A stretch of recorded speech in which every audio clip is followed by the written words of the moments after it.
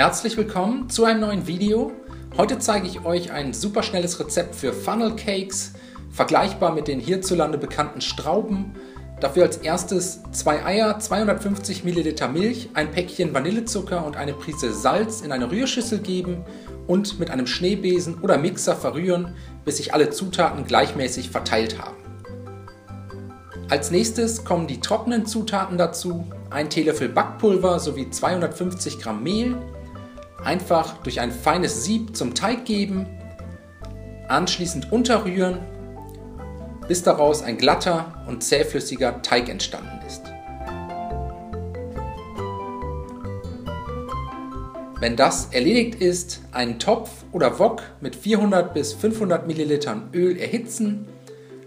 175 bis 180 Grad sollte das Öl idealerweise haben.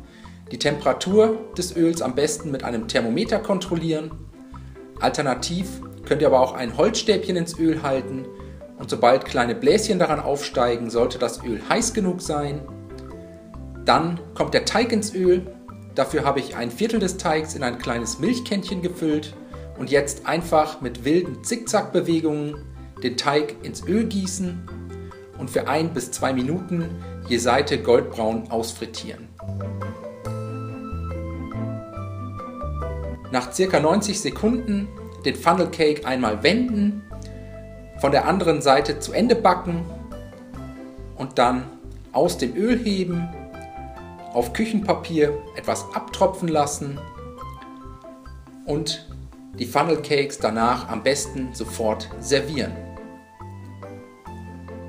So sehen die fertigen Funnel Cakes dann aus. Vor dem Servieren noch mit reichlich Puderzucker bestäuben und genießen. Ich hoffe, euch hat das Video gefallen. Ich wünsche euch viel Spaß beim Nachmachen. Bis zum nächsten Mal.